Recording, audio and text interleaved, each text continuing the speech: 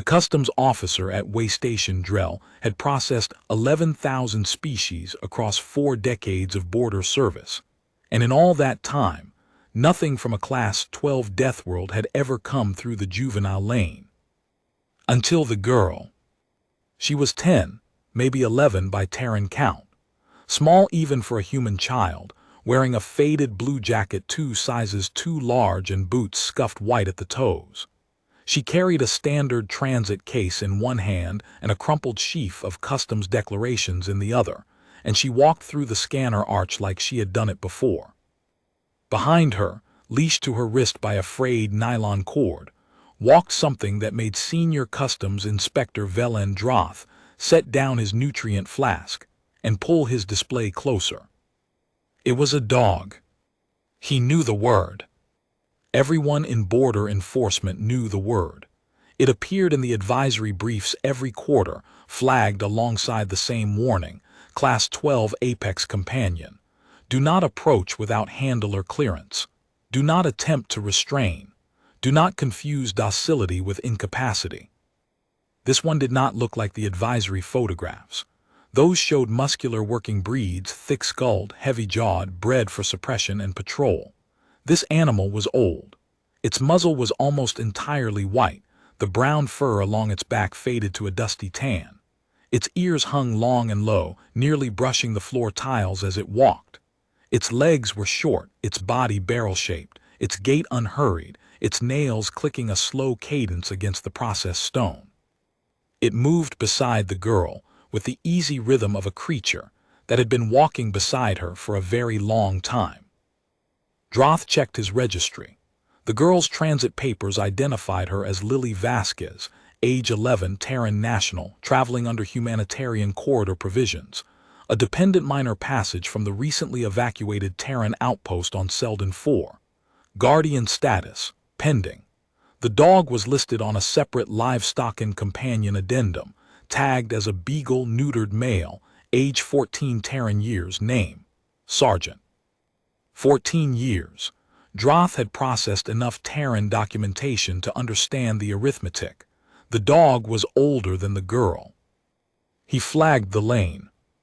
Juvenile processing, lane 7, he said into his comm. Terran minor with an Earth companion animal. Requesting specialist review.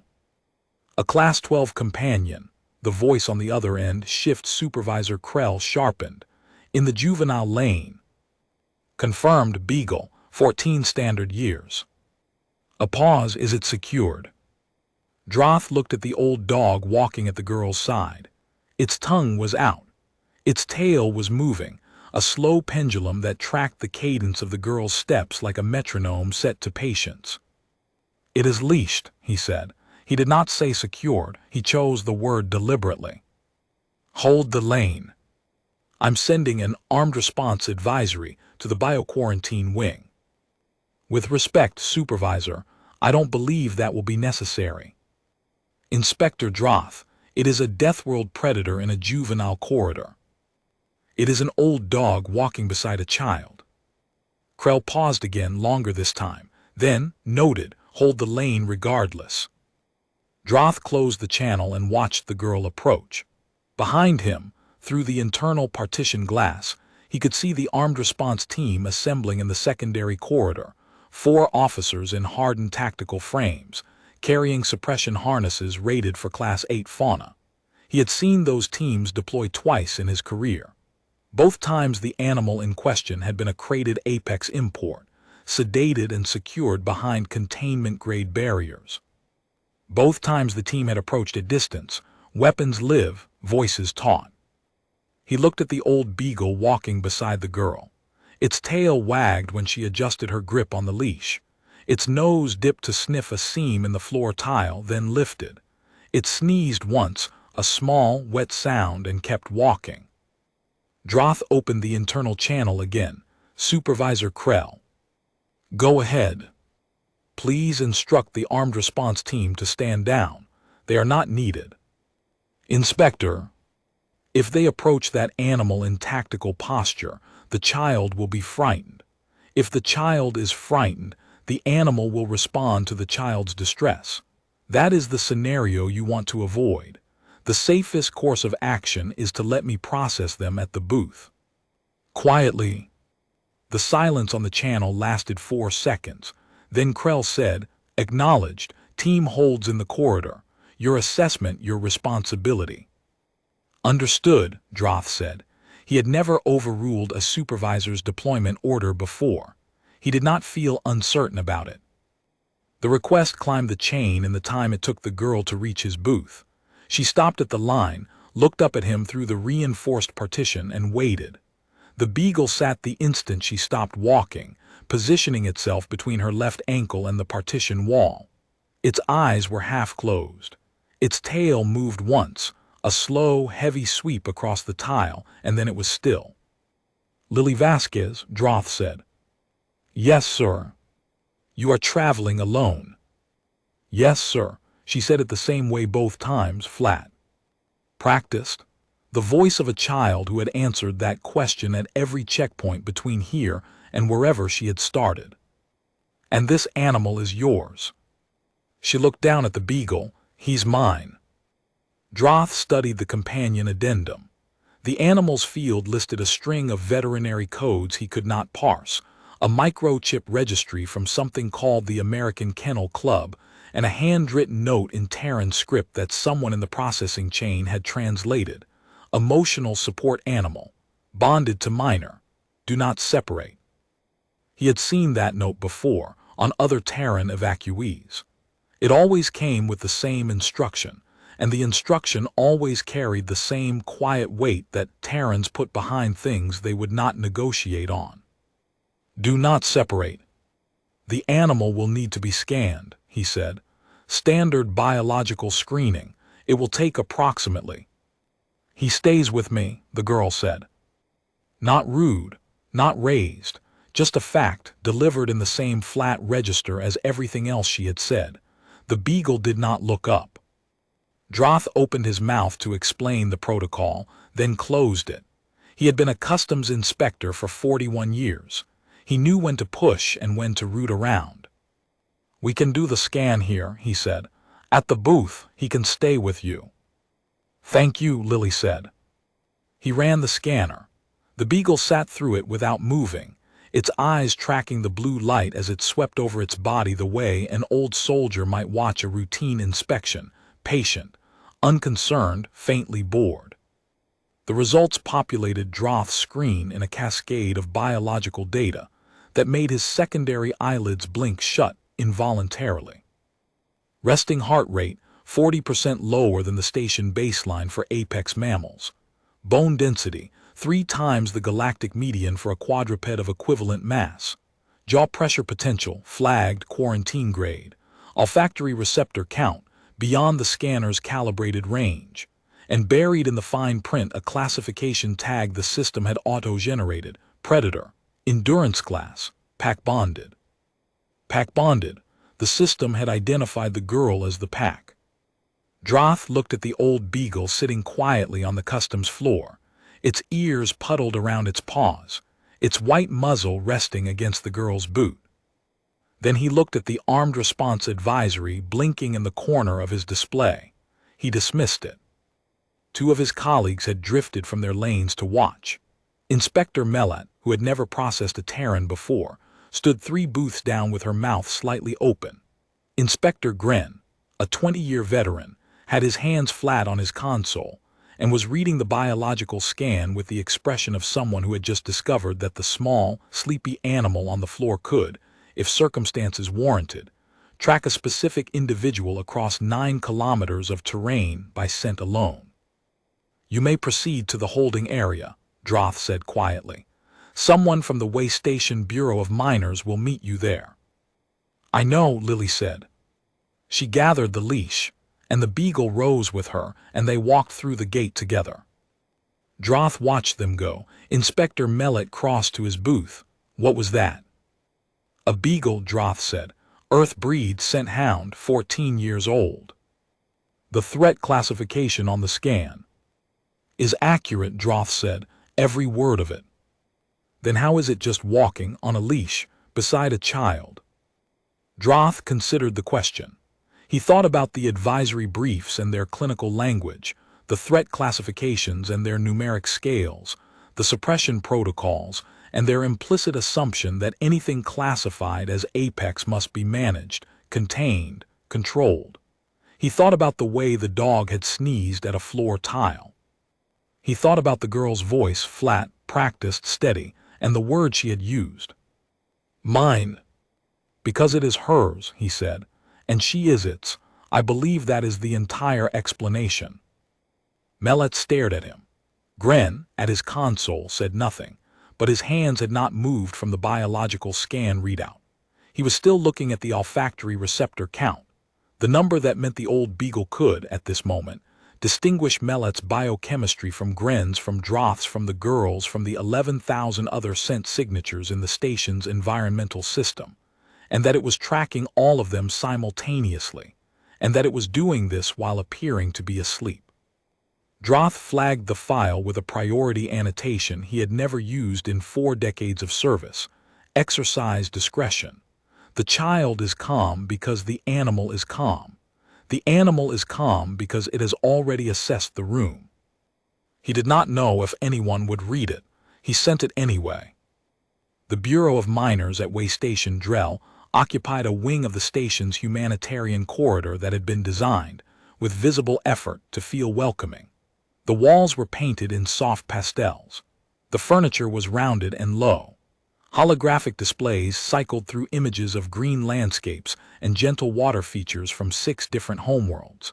It looked like a place built by people who understood the concept of childhood comfort, but had studied it exclusively from textbooks. Lily sat in the 3rd chair from the door with Sargent at her feet and her transit case on her lap. The case held everything she had brought from Selden 4, 2 changes of clothes, a toothbrush, a water bottle, a bag of kibble, and a photograph of a man in a Terran colonial uniform holding a much younger Beagle in his arms. The man was smiling. The Beagle was mid-lick, tongue blurred, aimed at the man's jaw. It was the kind of photograph that captured a moment so ordinary it should not have been worth keeping, except that it was now the most valuable thing Lily owned. She did not open the case. She sat with her hands folded on top of it and waited. Around her, the holding area held 11 other evacuee miners from 4 different species. A pair of Dreshani siblings, tall, willowy, their translucent skin flushed lavender with stress, huddled together on a bench across the room.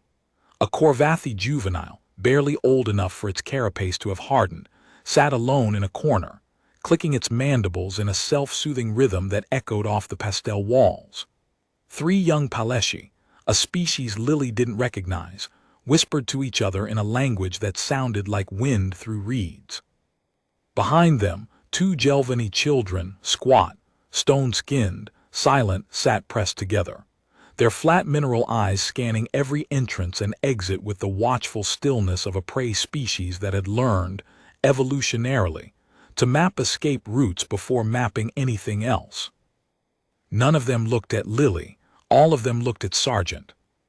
The Beagle had positioned himself in what Lily privately called his post, lying flat on his belly, chin on his paws, body angled so that he could see the door, the hallway, and her face without moving his head. He looked like he was sleeping. Lily knew he was not. 14 years of sleeping next to that dog had taught her the difference.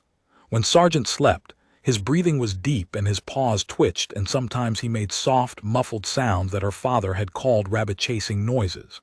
When Sargent was on post, his breathing was shallow, his muscles were a low-frequency tension beneath the loose skin, and his ears rotated like satellite dishes, tracking sounds she couldn't hear. He was on post now.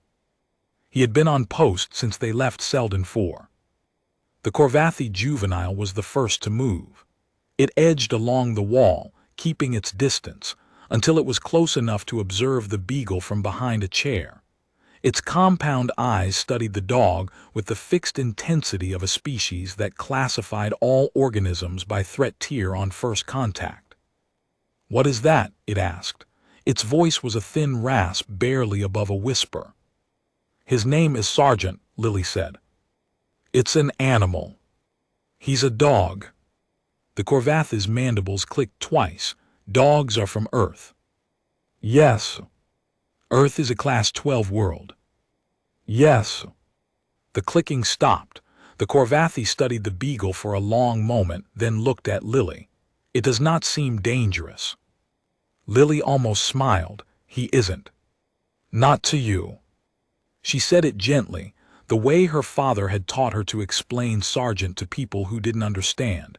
Not as a warning, not as a boast, but as a simple clarification, the way you might tell someone that the stove was hot. Not a threat, just a fact about the world. The Corvathi considered this. Then it took one step closer, lowered itself to the floor and sat. Sergeant's tail moved once. One slow sweep left to right. He did not lift his head. One of the Jelvany children made a sound, a low grinding noise from deep in its chest.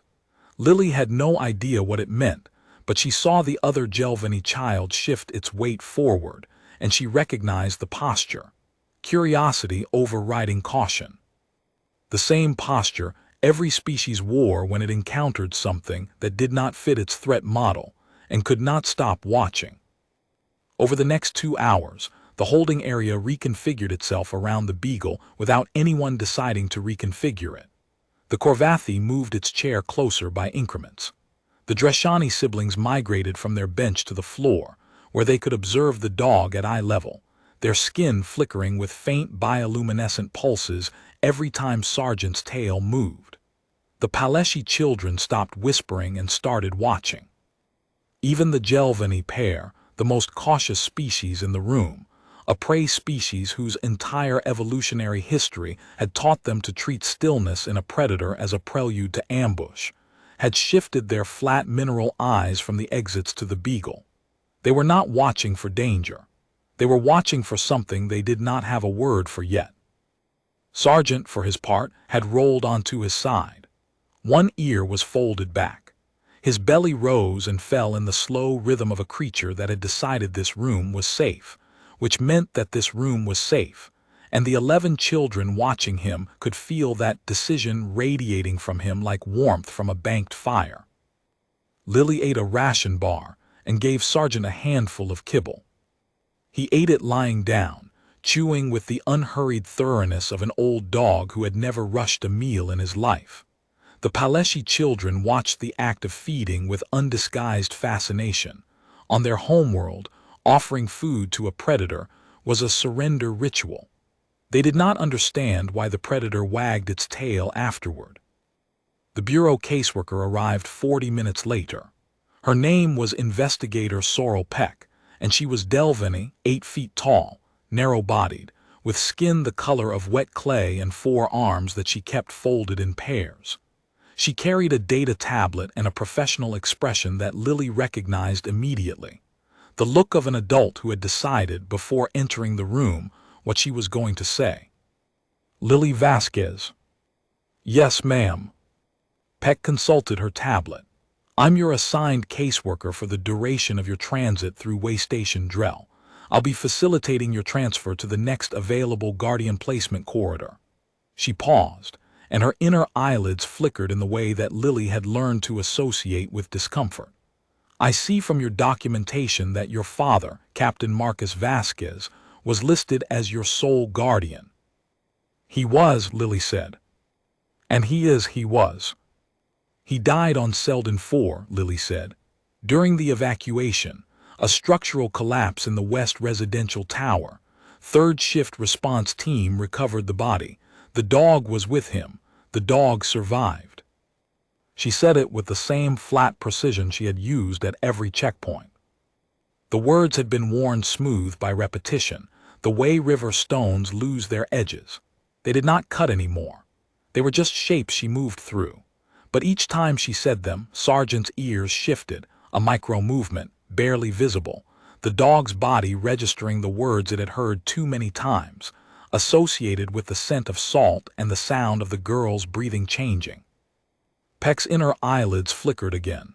I'm sorry, she said. She appeared to mean it. Your documentation notes that the companion animal was bonded to your father before being transferred to you. Is that correct? Sergeant was my dad's dog first, Lily said. Dad got him when he was a puppy 3 years before I was born. When Dad deployed to Seldon 4, Sergeant came with us. When Dad died, Sergeant stayed with me. She said it simply because it was simple. That was the story, that was the whole story. Peck studied the Beagle. Sergeant had not moved from his post, but his eyes had opened fully when the caseworker entered, and they tracked her now with the patient, unhurried attention of a creature that was cataloging her scent, her gait, the micro-tensions in her four-armed posture, and filing them all under a heading that would determine everything that happened next. The animal is quite old, Peck said carefully. 14 years is significant for a Terran canine. Given the transit conditions and the placement process ahead, it may be more practical to arrange for the animal to be housed in a... No, Lily said. One word, not loud, not angry. The voice of a child who had heard this suggestion before, and had given the same answer every time, and would give it every time it was asked for as long as she drew breath. Peck hesitated.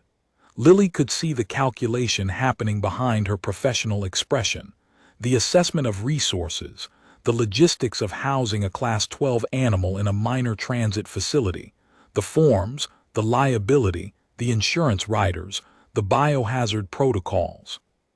He stays with me, Lily said. That's non-negotiable. She used the word deliberately. She had heard her father use it in meetings, in briefings, in the quiet conversations he had with station administrators who suggested that a colonial outpost was no place for a dog. Non-negotiable. Her father's word. His weight behind it even now. Peck looked at the Beagle. Sergeant looked back at her with soft brown eyes that held no aggression, no anxiety, no plea, just attention. Just the calm, settled regard of an animal that had been looking at strangers its entire life and had never once needed to prove anything to any of them. I'll make arrangements, Peck said. The exhibition happened because of a misunderstanding, and the misunderstanding happened because Therese Venn had never met a human child before. 3 days into Lily's stay at the Bureau of Miners, the station's education coordinator, a well-meaning Paleshi with frond-like sensory appendages that swayed when he spoke, announced that the evacuee children would participate in a cultural exchange presentation. Each child would share something from their homeworld. The Dreshani siblings would demonstrate a bioluminescent communication display. The Korvathi juvenile would present its carapace molting cycle. The Paleshi children would perform a traditional wind song. The Jelvani pair would display their mineral resonance memory, the ability to absorb and replay sound through their stone-like skin. Venn approached Lily with a gentle expression and a tablet full of suggestions. Perhaps you could share something about Earth, a tradition, a craft, a piece of music. Lily thought about it for approximately 2 seconds. I'll bring Sergeant. Venn's sensory fronds went flat. The animal. He's the most Earth thing I have. Venn consulted with Peck. Peck consulted with Station Security. Station Security consulted with the Xenobiology Department. The Xenobiology Department consulted with their advisory database, which returned the same flagged warnings that every database returned when you searched for Terran canines. Class 12. Apex Companion. Do not approach without handler clearance. Station Security requested a threat assessment. The threat assessment was conducted by a Sorshi tactical analyst named Lieutenant Orish, who spent 20 minutes reviewing the Beagle's biological profile, and then filed a single-page report whose conclusion read, "The animal's threat profile is inconsistent with its observed behavior. Recommend approval with standard precautions. Note: the primary risk factor is not the animal's capability, but the child's psychological dependence on it. Separating them would produce a more dangerous situation than any the animal itself is likely to create." The exhibition was approved, with conditions: a security perimeter, a veterinary observer, a xenobiology team with recording equipment, and a standing instruction that the animal was to remain leashed and under the child's direct control at all times. Lily agreed to all of it. Sergeant, when informed of the conditions, was asleep. His tail thumped once against the floor when Lily said his name, and then he settled deeper into his nap. The exhibition hall was a converted briefing room on the station's second level, fitted with rows of low seating and a raised presentation area. It seated approximately 80, and on the morning of the event, every seat was taken. Lily had not expected that. The audience was not just the evacuee children and their caseworkers. Word had traveled, the way word always traveled on stations when the words Class 12 and live demonstration appeared in the same memo, that a human child was going to present a live Earth Apex companion in an open forum. Bureau staff had come. Customs officers had come, including Droth, who had traded shifts to attend. The xenobiology team had set up 3 recording arrays and a portable biotelemetry scanner that tracked the Beagle's vital signs in real time, projecting them as a holographic overlay only they could see. A delegation from the station's diplomatic wing occupied the back row, led by a tall Sorshi ambassador named Counselor Veshan, whose crest feathers stood at full attention from the moment he entered the room. His aide, a younger Sorshi with a tablet, sat beside him, stylus poised. Lieutenant Orish, the tactical analyst, stood by the exit. She had not been assigned to the event. She had come on her own time. She stood with her arms folded and her tail wrapped tight around her left leg, which was, in Sorshi body language, the posture of maximum alert held under deliberate composure. Lily stood behind the presentation area with Sergeant sitting beside her and felt, for the first time since Selden 4, something that was not grief and was not numbness. It was the specific, familiar nervousness of a child about to stand in front of a room full of people and talk. Her father would have laughed. He would have knelt beside her and scratched Sergeant behind the ears and said, "Just tell them about him, kiddo. He's the easy part." She swallowed. She walked to the center of the stage. Sergeant walked with her. The room went quiet. Not the gradual settling down quiet of a polite audience. A sudden, involuntary silence, the kind that falls over a room when every occupant simultaneously realizes that the thing they came to see is now in front of them, and is smaller and calmer and more ordinary than they expected, and that the ordinariness is somehow worse than anything the advisory briefs had prepared them for. Sergeant sat. He did not perform the act of sitting. He simply transitioned from walking to sitting with the fluid economy of an animal that had conserved energy its entire life and saw no reason to waste any now. He sat beside Lily's left boot, his shoulder against her calf, his ears hanging, his eyes moving across the audience with the slow, thorough sweep of a creature reading a room the way it read a landscape, not for threats, but for everything. Scent, sound. The chemical signatures of fear and curiosity and confusion that 80 alien bodies were producing in varying concentrations. The xenobiology team's telemetry feed showed the Beagle's heart rate at 52 beats per minute, resting baseline. The animal was as calm on stage in front of 80 strangers as it was asleep on the girl's feet. "This is Sergeant," Lily said. Her voice was thin in the big room, but it was steady. "He's a Beagle. He's 14 years old, which is old for a dog. He's from Earth, and he's been with my family since before I was born." She paused. 80 pairs of alien eyes watched her. Some were wide with apprehension. Some were narrow with professional interest. The Corvathi juvenile from the holding area, Lily had learned its name, was Kyric, sat in the front row, its compound eyes fixed on the Beagle with something that, on a Corvathi face, might have been fascination. Beside it, the Dreshani siblings pulsed faintly with their resting bioluminescence. The Jelvani pair sat perfectly still, their mineral eyes reflecting the stage lights like polished stone. "Dogs were the first animals that humans ever bonded with," Lily said. "Before we had cities, before we had farms, before we had writing. Thousands and thousands of years ago, wolves came to our fires and we fed them and they stayed. And over all that time they became dogs. They became ours and we became theirs. She heard a murmur move through the diplomatic delegation. The Sorshi ambassador's crest feathers lowered fractionally. His aide was already writing. "A lot of people ask me what Sergeant does," Lily said. "Like, what's his job, his function? And the answer is he doesn't have one. He's not a military dog, he's not a guard dog.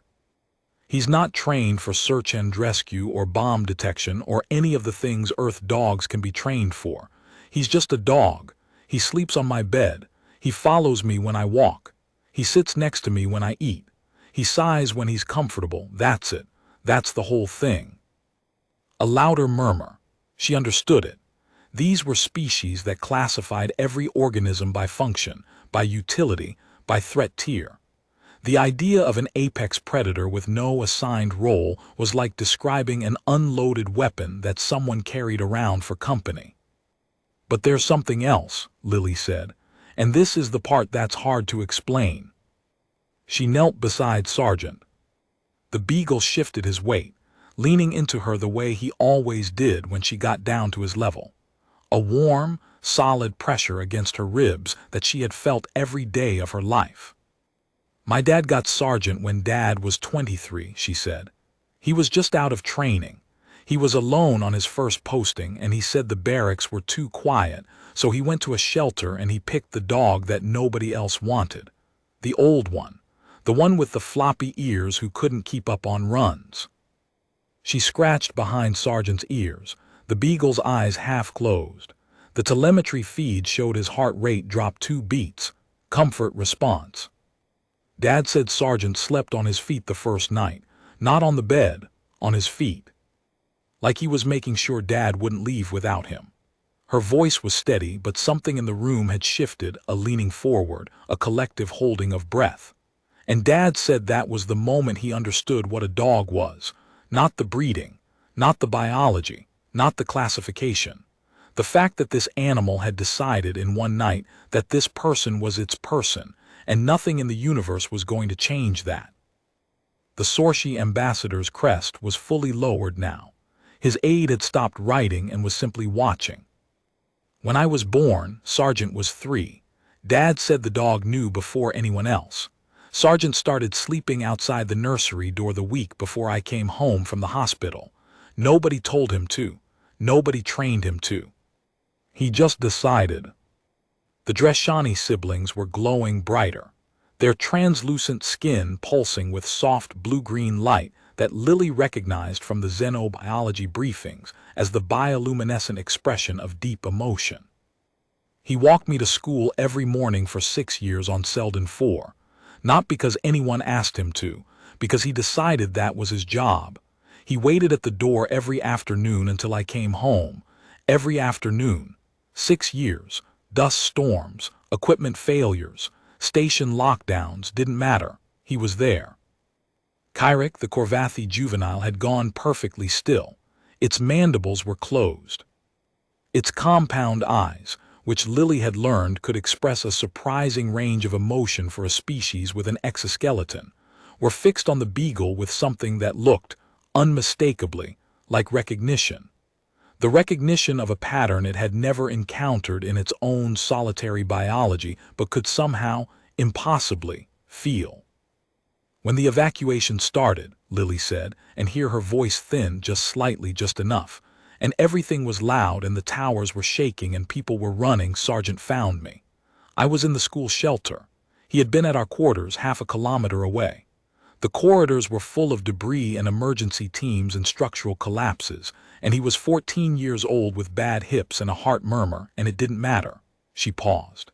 "He found me.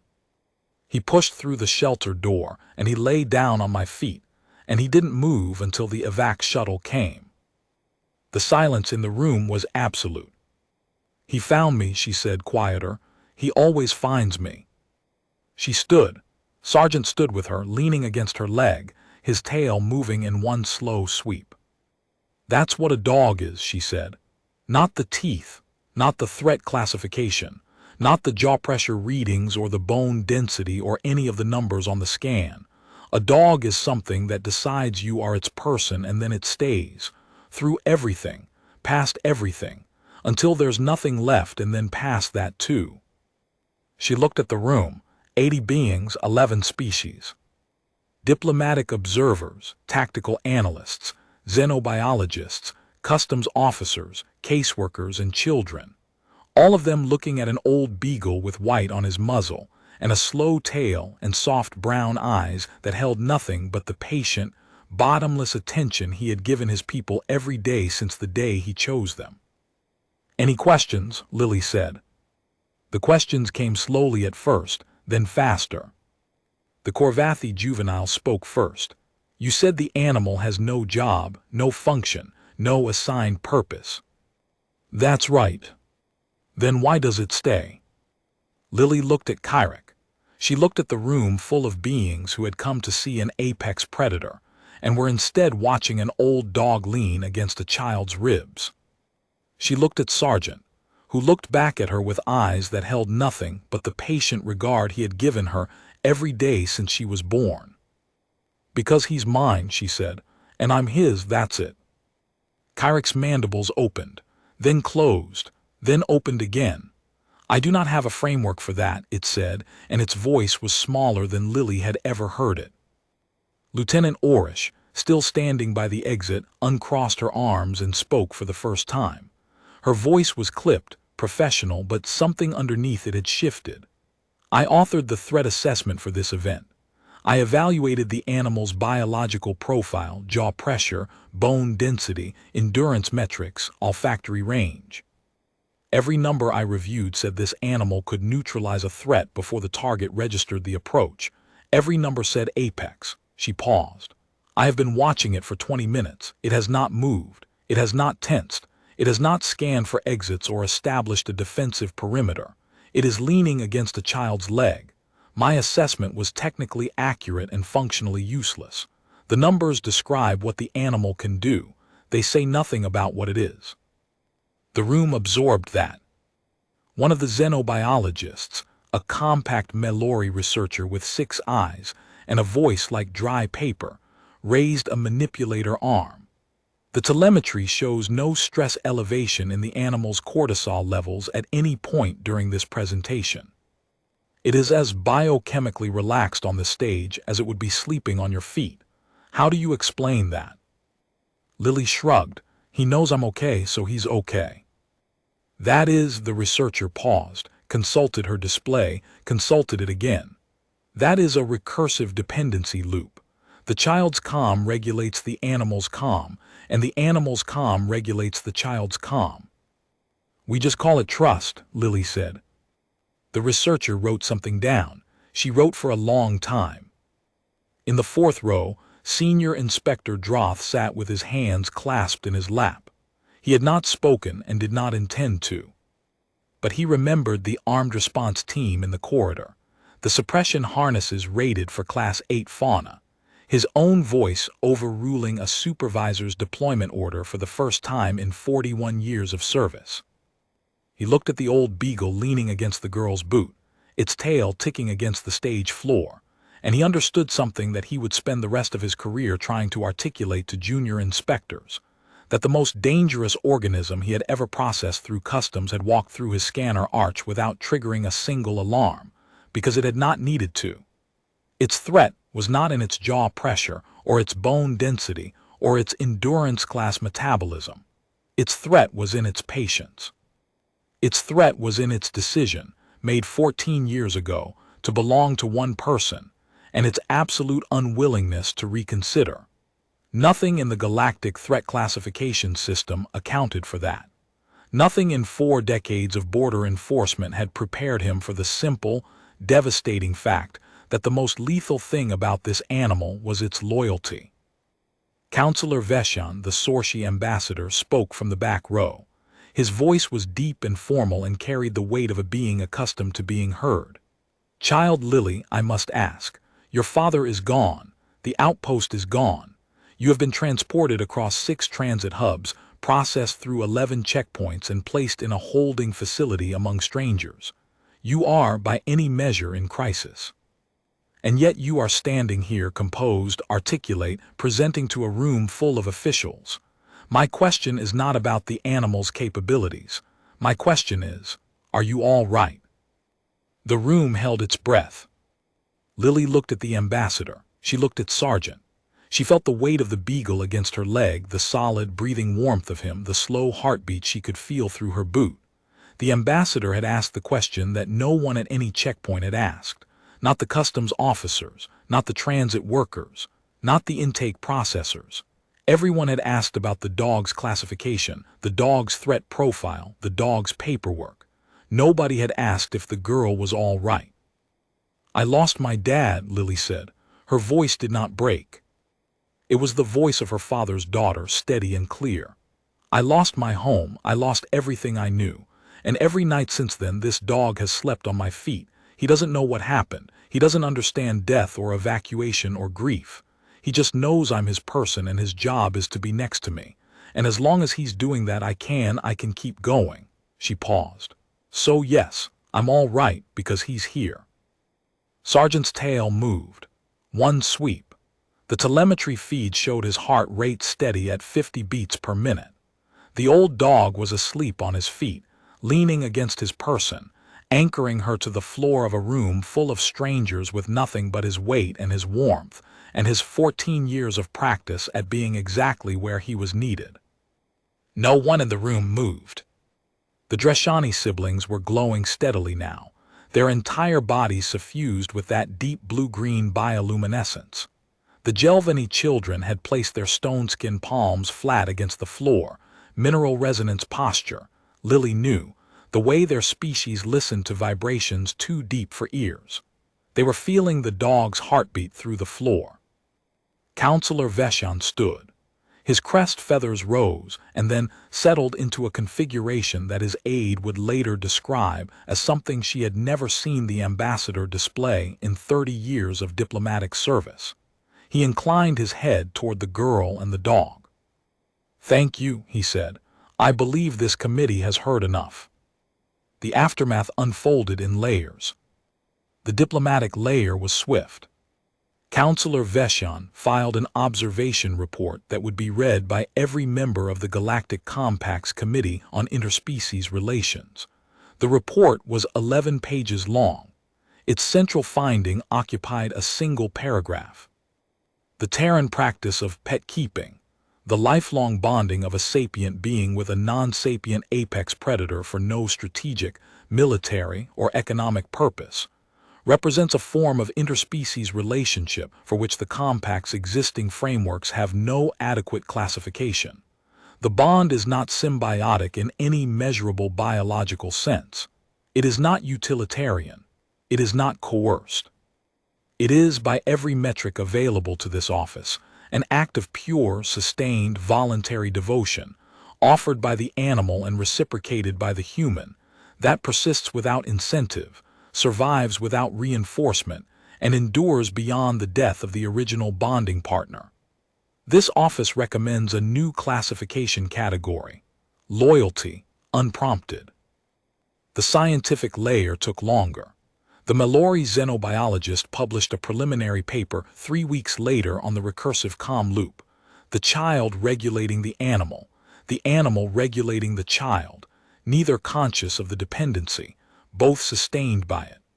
The paper noted that the phenomenon had no parallel in any documented interspecies bond in the galactic record. It was peer-reviewed in 4 days, which, for the Journal of Xenobiological Correspondence, was unprecedented. But the layer that mattered happened closer. It happened that evening in the holding area, when Kyrick crossed the room without asking and sat down next to Lily. "I want to understand," it said. Lily looked at it. Understand what? The bond, the loyalty. The Korvathi struggled with the word as though the concept were a physical object it was trying to hold with the wrong appendages. "My species does not form attachments to other organisms. We are solitary. We hatch alone.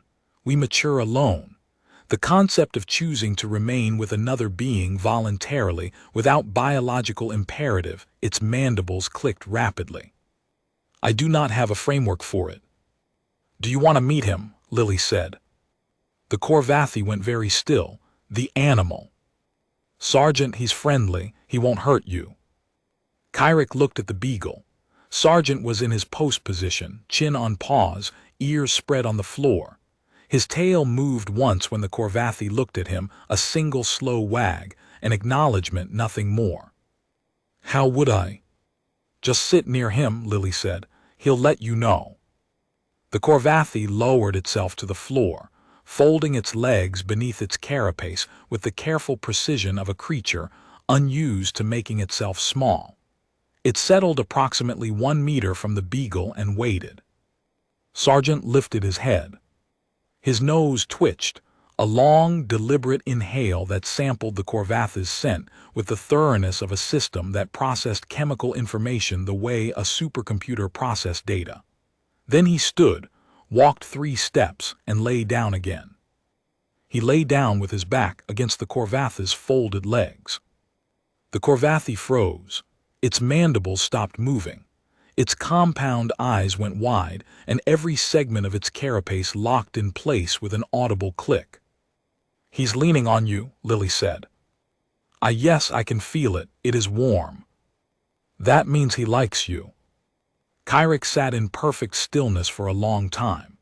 Then, with a slowness that suggested it was overriding every instinct its solitary species had ever evolved, it lowered one chitinous forelimb and rested it, gently, on the Beagle's back. Sergeant's tail wagged. Not once. A sustained, slow beat that thumped against the Corvathi's carapace with a rhythm like a resting heartbeat. The Corvathi made a sound, a deep, resonant hum that vibrated through the floor. It was not a word. It was not a communication in any linguistic sense. It was the sound of something shifting inside a creature built for solitude, something cracking open like a seed casing that had waited its entire life for conditions it didn't know how to name. The Dreshani siblings drifted closer. Their translucent skin pulsed with that soft blue-green light. One of them sat on the floor beside the Corvathi, and then the other, and they watched the Beagle with the hushed intensity of witnesses at something sacred. One of the Jelvani children crept forward and placed its stone palm on the floor near Sergeant's paw, feeling his heartbeat through the resonance of the station itself. Then one of the Paleshi children, then another. They settled in a loose semicircle around the Beagle, and Sergeant accepted each of them the way he accepted everything, with a slow wag and a settling of weight, and the bottomless patience of a creature that had spent 14 years learning that the most important thing it could do was simply be there. Lily sat in the middle of it. The tightness in her chest had loosened, not because the grief was smaller, but because the room was holding it with her. 11 children from 5 species, none of whom had ever touched a dog before, arranged in a quiet circle around an old Beagle who had never, in his entire life, met a stranger he couldn't lean against. Caseworker Peck stood in the doorway. She had come to check the evening roster and had stopped at the threshold, all 4 arms hanging at her sides. Her professional expression dissolved into something open and unguarded, and for the first time since Lily had met her, entirely still. She did not enter the room. She stood and watched a 14-year-old Beagle do something that no protocol, no counseling framework, no interspecies relations manual had ever accomplished in the history of the Bureau of Minors. He made the room feel safe. Not by guarding it, not by threatening what might enter, simply by lying in the middle of it, breathing slowly, his heartbeat a steady drum against the floor, his warmth radiating into every small body pressed against him, and choosing the way he had always chosen, the way his species had chosen for 30,000 years, to stay. The placement process took 9 days. In that time, the Bureau processed Lily's guardianship transfer, matched her with a foster family on the Terran colony of New Carthage, and arranged transport aboard a humanitarian corridor vessel. It was efficient, professional work. Peck handled it personally, with a thoroughness that bordered on devotion. But the 9 days also contained other things. They contained the morning Kyrick asked if it could walk with Lily and Sergeant to the meal hall. Not accompany, walk with. There was a difference, and Kyrick seemed to understand it instinctively. Walking with someone meant matching their pace, staying close, sharing the silence. It was, Lily realized, the closest thing the Corvathi had to a concept of companionship, and it had learned it from watching a beagle. They contained the second morning, when one of the Paleshi children, the smallest, who had barely spoken since arrival, had a nightmare loud enough to wake the corridor. Lily heard it from her bunk. She clipped Sergeant's leash and walked to the Paleshi dormitory door and stopped there, because she was 11 and uncertain, but Sergeant was not uncertain. The beagle walked through the open door, crossed the room, and lay down beside the Paleshi child's cot. He did not jump up. He did not nuzzle or lick. He simply positioned his body against the base of the cot so that the child, reaching down in the dark, would find warm fur and a heartbeat. The Paleshi child's breathing steadied within minutes. In the morning, Lily found Sergeant still there, still on post, and the Paleshi child's hand draped over the edge of the cot, fingers resting in the beagle's fur. They contained the afternoon. The Dreshani siblings asked Lily to explain something they had observed. Sergeant sighing. The beagle sighed often, deep, slow exhalations that seemed to release the weight of the world from his barrel chest.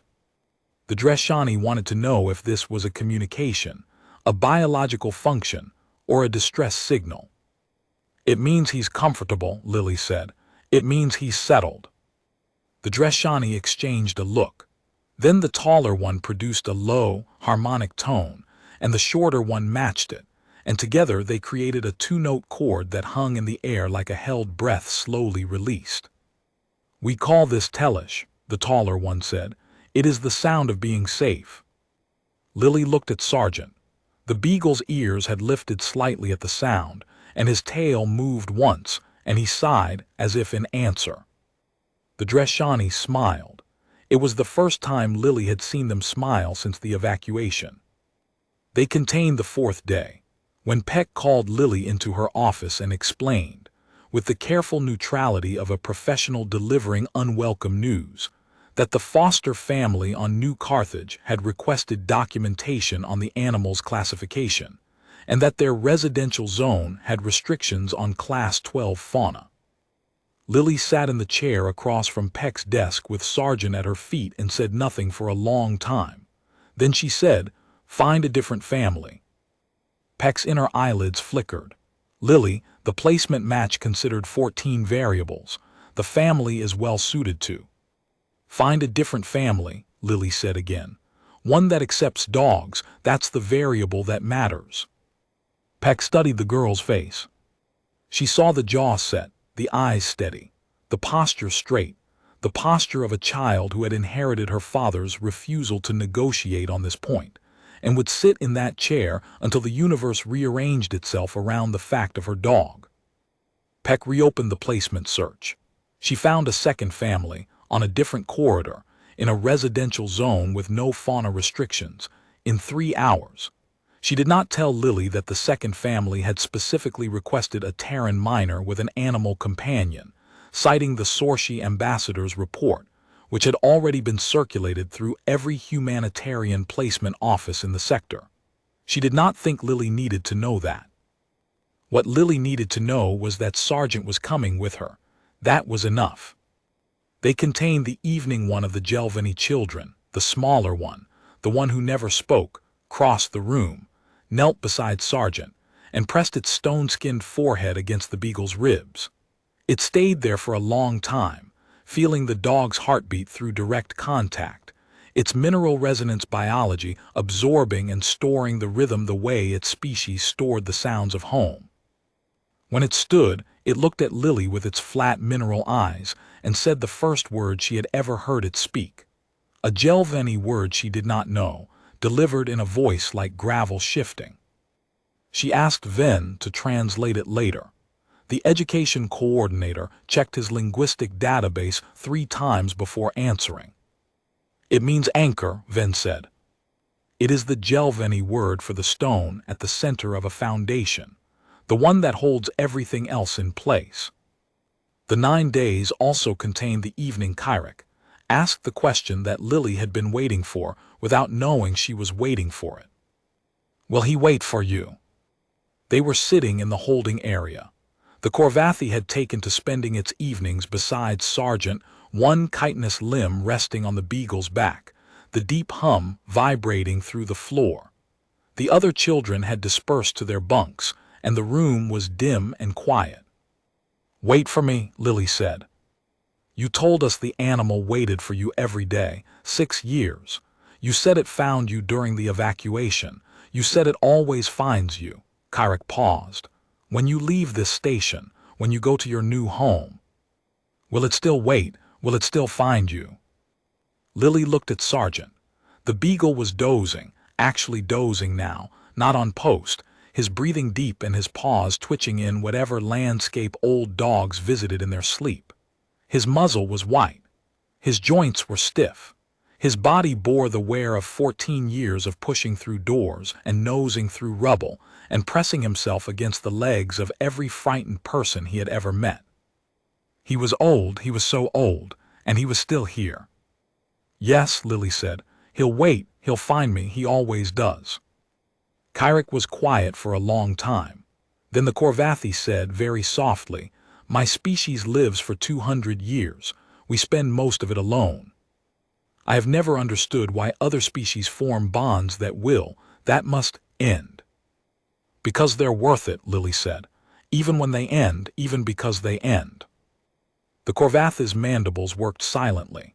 Then the hum came again, deeper this time, resonant, a sound that came from the center of its body. It was the sound of something shifting inside a creature that had been built for solitude and was discovering, 9 days into a relationship with an old dog and a grieving child, that solitude was not the same thing as peace. That being alone for 200 years was not strength. That the girl who had lost everything and the dog who would not leave her were, together, something the Corvathi's entire evolutionary history had never produced and could not dismiss. On the morning of the 10th day, Lily packed her transit case. 2 changes of clothes, a toothbrush, a water bottle, a bag of kibble, a photograph. She clipped Sergeant's leash to his collar and stood in the doorway of the holding area and looked at the room where she had spent 9 days with children from 5 species, none of whom had arrived knowing what a dog was, all of whom were leaving with a word, tellish, anchor, hum, something, for the thing they had felt when an old Beagle leaned against them and chose to stay. Kyric was waiting in the corridor. The Corvathi stood very straight, its carapace gleaming under the station lights, its compound eyes fixed on the Beagle. I do not know how to say goodbye, Kyric said. My species does not have a custom for it. Neither do dogs, Lily said. They're there and then they're not, and the space where they were is the shape of the thing you loved. Kyric's mandibles clicked twice. Then the Corvathi lowered itself to one knee, a gesture Lily had never seen a Corvathi make, a gesture that cost a solitary species something she could not measure, and placed its forelimb on Sergeant's back one last time. Sergeant leaned into the touch, his tail moved, his eyes were soft. Kyric stood. I have filed a request with the Bureau, it said. When I am placed, I have asked that my new home be near a Terran settlement. Why? Lily asked, though she already knew. Because Terrans have dogs, Kyric said. The Dreshani siblings stood behind Kyric. Their skin pulsed with tellish light, steady, warm, the blue-green of safety. The Jelvani child who had spoken the word anchor pressed its stone palm against Lily's hand, and Lily felt a vibration pass through her bones, a stored heartbeat played back. Sergeant's heartbeat. The child had kept it. Lily did not cry. She had done her crying on Selden 4 in the dark with Sergeant's head on her chest and his heartbeat drumming against her ribs. She was not alone. She had never been alone. She had a Beagle. Goodbye, she said. She said it to Kyric. She said it to the Dreshani, who hummed their 2-note chord one last time. She said it to the Paleshi child who had slept with a dog's heartbeat under its hand. She said it to the quiet Jelveni, who had found a word for what the Beagle was before any of them had. She said it to the room, and the room held the word the way Sergeant held a scent, completely, permanently, without effort. She tightened her hand on the leash.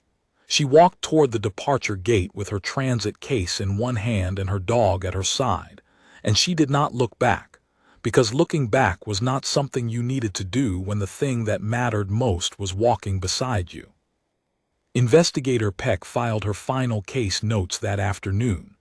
The notes were procedural, thorough, and entirely standard, except for the last line which she added after a long pause, her 4 hands motionless on the tablet, her inner eyelids closed. The last line read, "Addendum personal observation not for official record. In 23 years of placement work, I have never seen a holding room reach equilibrium as quickly as room 7C during this intake period. I attributed it initially to the children's resilience. I was wrong. The variable was the animal, 14 years old, no training, no function, no strategic purpose. It simply lay in the center of the room, and the room became safe.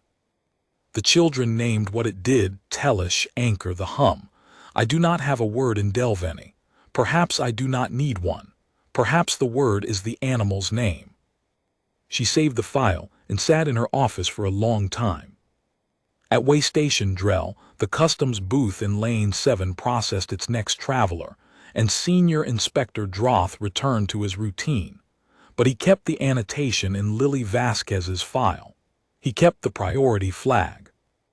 And years later, when the Galactic Compact formally adopted the classification loyalty, unprompted into its interspecies relations framework, Droth would read the announcement and remember a girl in a faded blue jacket, and an old beagle with white on his muzzle, walking through his scanner arch with the quiet certainty of 2 beings who had already survived the worst thing the universe could do to them, and had come out the other side the same way they went in.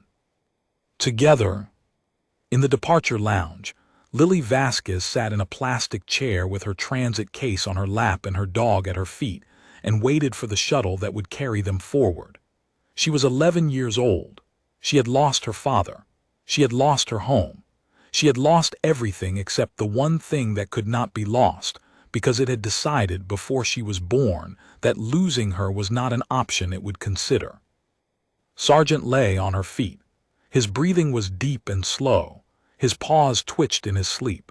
His heartbeat was a steady, ancient drum against the floor, the rhythm of 30,000 years of wolves coming to fires and staying, and staying, and staying. He was dreaming. Lily rested her hand on his back. She felt his warmth. She felt the slow rise and fall of his ribs, the heartbeat, the sighing settle of an old body into the shape it had held for 14 years. The shape of loyalty so complete it did not need a reason, so deep it did not need a word, so old it predated every classification the galaxy had ever built to contain it. "Good boy," she whispered. Sergeant's tail moved once. That was enough. That was the whole thing. The shuttle to New Carthage was a converted humanitarian transport, 40 seats arranged in rows of 4, the hull stripped of anything decorative and fitted with the bolted-down practicality of a vessel built to move people who had nowhere else to go. The lighting was flat. The seats were hard.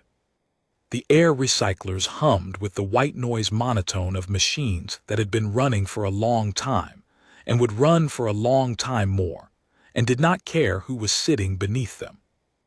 Lily took a window seat in the 3rd row. Sergeant lay across her feet the moment she sat down, settling into the space between the seat legs with the practiced ease of a dog who had learned to fit himself into whatever geometry his person occupied. His body filled the gap perfectly, warm weight distributed evenly across both boots, his chin resting on his crossed paws, his ears folded flat against the deck plating. The shuttle held 19 passengers. Lily counted them the way her father had taught her to count any room she entered, not for danger, just for awareness.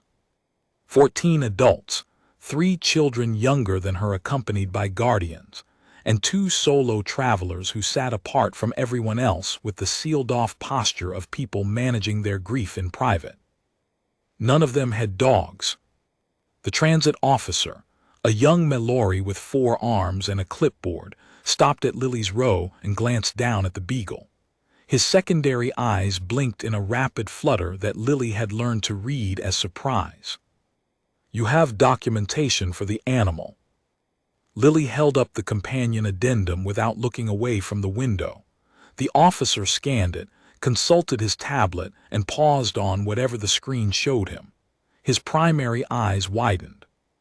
Then he looked down at Sergeant, an old beagle sleeping on a child's boots, his belly rising and falling like a tide pulling at some ancient shoreline, and handed the addendum back. "Enjoy your flight," he said, and moved on. The shuttle launched 40 minutes later. Lily felt the acceleration press her into the hard seat, felt Sergeant's weight shift against her ankles as the artificial gravity compensated, felt the hull shudder once as they cleared the station's docking clamps and entered open transit space. She did not watch the station shrink in the viewport. She had watched Selden 4 shrink 7 transit hubs ago, and that had been enough watching things get smaller for one lifetime. Instead, she looked at the photograph in her transit case, her father, young and laughing, holding a puppy that would become the old dog on her feet. She looked at it for a long time. Then she closed the case and rested her hand on Sergeant's back and felt his heartbeat through her palm, and watched the stars move past the window like scattered seeds blown across a dark field. The flight to New Carthage took 11 hours. Lily slept for 7 of them, and for all 7, Sergeant did not move from her feet. The other passengers noticed. They noticed the way they noticed all things about Terrans and their animals, with a mixture of curiosity and wariness that had, since the Sorshi ambassador's report began circulating through the humanitarian corridors, started to shift toward something else, something closer to recognition. Something that did not yet have a name in most galactic languages, but was acquiring one slowly, the way all important words are acquired, through repetition, through encounter, through the experience of seeing a thing you cannot explain and finding that you need a word for it anyway. 3 rows back, a Delvany aid worker watched the Beagle sleep on the girl's feet for the duration of the flight, and then wrote a single line in her personal journal. "I have been doing relief work for 12 years. I have never seen a child sleep that soundly in transit. The animal did not move, not once." New Carthage was a Terran colony on a temperate world in the Mid-Belt Corridor, 3 years old and still raw with construction. The landing field was pressed earth bordered by prefab structures. The air smelled of cut vegetation and concrete dust, and the sky was a shade of blue that was almost but not quite the blue of Earth, close enough to ache, different enough to notice. Lily walked down the shuttle ramp with her transit case in one hand and Sergeant's leash in the other. The Beagle descended the ramp slowly, his old hips stiff from the long flight, his nails clicking on the textured metal, his nose working in long, sweeping inhales that cataloged every molecule of the new atmosphere. The soil composition, the plant species, the mineral content of the water in the air, the 67 distinct human scent signatures on the landing field, and buried beneath all of it, the deep green note of growing things that his species had been tracking since the first wolves followed the first humans out of the last ice age. His tail moved. It was a different wag than the station wag, broader, more purposeful, the wag of a dog who had found something worth investigating. Lily knew what it meant. New place, new smells, worth staying awake for. "Sergeant," she said softly, and the tail moved again and they walked. The placement coordinator met them at the edge of the field, a tall Terran woman with close-cropped gray hair, and the kind of face that had smiled often enough to leave permanent lines around the eyes. Her name tag read Dr. Elena Osai, Colonial Family Services. "Lily Vasquez." "Yes, ma'am." Dr. Osai's gaze dropped to the Beagle. Something moved across her face, Not surprise, not wariness, but a softening, a recognition that came from a place deeper than briefing documents and case files. She knelt on the packed earth, one knee down, and extended her hand, palm up, at the Beagle's nose level. Sergeant sniffed her hand. A thorough, methodical assessment, 3 seconds, 4 inhales, the full spectrum. Then his tail wagged, and he pressed his muzzle into her palm, and Dr. Osai's composure fractured into a smile so wide it remade her entire face.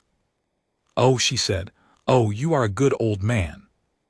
Lily watched the woman scratch behind Sergeant's ears, the exact right spot, the spot her father had known, the spot that made the Beagle's back leg twitch in that involuntary kick, and felt something unlock in her chest. Not because the woman was kind. Lily had met kind people at every stop, but because the woman knew dogs. She knew where to scratch. She knew how to hold her hand. She knew that you let the dog come to you, and then you gave it the thing it wanted, and the thing it wanted was always the same thing. Contact, warmth, the simple physical confirmation of presence. "Your foster family is the Aixons," Dr. Osai said, standing. "David and Maria. They have a son, Tomas, age 9. And they have," she paused and let the pause do the talking. "They have what?" Lily asked. "A dog," Dr. Osai said. "A retriever mix named Biscuit, 4 years old. 60 pounds of enthusiasm and very little self-control. We thought Sergeant might appreciate some company." Lily looked at Sergeant. The Beagle looked at her.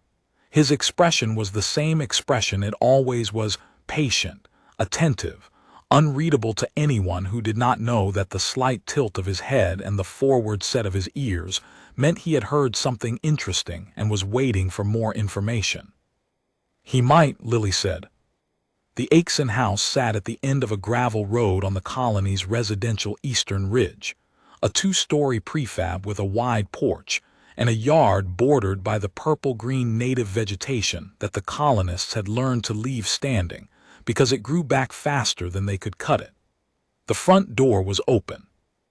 A boy was sitting on the porch steps with a large golden-brown dog draped across his lap, both of them watching the approaching vehicle with the identical expression of 2 beings who had been told company was coming and had decided to wait outside to see what company looked like. The vehicle stopped. Lily climbed out. Sergeant climbed out after her, slower, his old legs navigating the step with the careful deliberation of a body managing its inventory of remaining agility. The retriever mix Biscuit saw the Beagle from the porch. The reaction was immediate. The dog's entire body convulsed with excitement, a full torso wag that traveled from nose to tail and vibrated the porch boards. It surged to its feet, launched off the steps, and covered the distance to Sergeant in approximately 2 seconds. Sergeant did not flinch. He did not tense. He stood in the gravel driveway with his leash slack and his ears hanging and watched the much larger, much younger, much more energetic dog barrel toward him with the expression of an old soldier watching a recruit run an obstacle course, a mixture of mild interest and ancient patience. Biscuit skidded to a stop 1 foot from Sergeant's nose. The retriever dropped into a play bow, front legs flat, rear end high, tail going like a rotor blade. A high, urgent whine escaped its throat. Every molecule of its body was communicating the same message. "Hello. Hello, who are you? You smell interesting. Can we be friends? Can we be friends right now? Right now, please." Sergeant sniffed the retriever's face. 1 sniff. Comprehensive. Then his tail moved, not the slow station wag, not the broad investigative wag, a new wag, a specific wag. A wag Lily recognized from the old days on Selden 4, when the neighbor's terrier would come to their door and Sergeant would stand in the entryway and wag exactly like this, which meant, acceptable. You may approach. I will tolerate your nonsense. Biscuit exploded into a full body wiggle, and Sergeant endured it with the stoic grace of a 14-year-old who had stopped caring about dignity approximately a decade ago. The boy on the porch, Tomas, was grinning. He had the grin of a child who lived with a dog and understood dogs and was watching two dogs meet and knew, the way all dog people knew, that the meeting was going well. Lily walked toward the porch. Tomas stood. "Is he always this chill?" Tomas asked, pointing at Sergeant. "Always," Lily said. "Biscuit is going to climb on him. He'll let her, he doesn't care." Tomas's grin widened.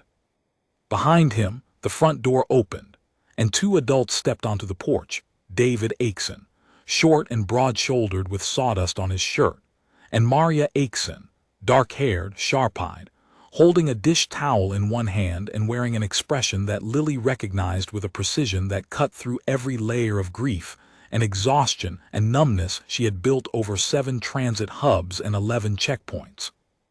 It was the expression of a mother, not a caseworker, not an intake officer, not a placement coordinator. A mother looking at a child who had just arrived and needed to be fed and needed to be warm and needed to be told that the room at the top of the stairs had clean sheets and a window that faced east and caught the morning light. "Lily," Maria said, not a question, a welcome. "Yes, ma'am." Maria came down the steps and stopped 2 feet from the girl and did not reach out, did not pull, did not presume.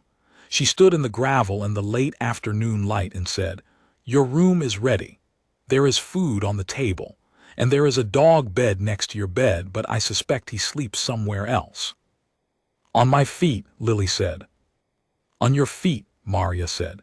She smiled. It was a smile that cost her nothing and gave everything. The smile of a woman who had read the ambassador's report and the caseworker's notes and the tactical analyst's assessment and had understood all of them and had set them aside because what she saw in front of her was not a case file. It was a child and a dog, the oldest story her species had ever told. "Come inside," Maria said. "Both of you." Lily walked up the porch steps. Sergeant followed, his nails clicking on the wood, his body leaning into the familiar rhythm of following his person through a door. Biscuit bounded up after them, tail going, and Tomas fell into step beside Lily with the easy confidence of a 9-year-old who had not yet learned to overthink arrivals. The house smelled like cooked food and cut wood and dog hair. It smelled like a place where people lived. Lily stood in the entryway and breathed it in and felt Sergeant press against her calf, the solid pressure, the warm weight, the 14-year-old heartbeat that had carried her across 6 transit hubs and a collapsed building and a dead father and an infinite sky, and was carrying her still, and would carry her until there was nothing left of him to carry. "I know," she whispered to the dog. He could not understand the words. He understood everything else. Sergeant sighed, the deep, slow exhalation that meant settled, that meant safe, that meant here. He walked into the house, found a patch of sunlight on the kitchen floor, and lay down in it with the unhurried finality of an old dog who had been walking for a very long time and had decided, with the certainty his species had been exercising for 30,000 years, that this was where he would stop. 3 months later, a message arrived at the colony's communications hub. It was from Kyric. The Corvathi had been placed on a world called Tesserin 7, 2 systems rimward, in a settlement that bordered a small Terran agricultural community. The message was brief, written in the formal register that Corvathi used for important communications, and it contained a single piece of news. The Terran family next door had a dog. A Beagle, as it happened. Young, 3 years old, with long ears and a loud voice, and a habit of escaping its yard to investigate the Corvathi's compost heap. Kyric wrote that the first time the Beagle had crossed the property line, it had walked directly to the Corvathi's front step and sat down and looked at Kyric with an expression the Corvathi described as unreasonable patience, and Kyric had sat down beside it, and the Beagle had leaned against Kyric's carapace, and the deep hum had come again, the sound from the holding room, the sound of something opening inside a creature built for solitude. The Corvathi's message ended with a single line, "I believe I am beginning to understand the framework." Lily read the message at the kitchen table with Sergeant asleep in his sunlight patch, his paws twitching, his breathing the deep, slow rhythm of an old dog chasing something in his dreams. She set the message down and looked at the dog in the sunlight and felt the full weight of what her father had given her, not the dog itself, but the lesson encoded in the dog, the 30,000-year-old truth written into every cell of the Beagle's sleeping body, that the most powerful thing in the universe was not strength, not speed, not the jaw pressure or bone density that made the scanners blink and the tactical analysts recalibrate. The most powerful thing was the decision to stay. Sergeant's tail moved in his sleep, one thump against the warm floor, an old reflex. A muscle memory older than cities, older than language, older than every classification system the galaxy had ever built. Lily smiled. It was the first real smile since Selden IV, not brave, not practiced, not the smile of a child performing composure for another checkpoint. A real smile. The smile of a girl sitting in a kitchen that smelled like food and dog hair, watching an old beagle dream in a patch of sunlight, knowing that she was home. Not because of the house, not because of the colony, not because of the family, though the family was good and the house was warm and the colony's sky was almost the right shade of blue. Because the dog was on the floor, because the dog was breathing, because the dog was here. That was enough. That had always been enough. That was the whole thing.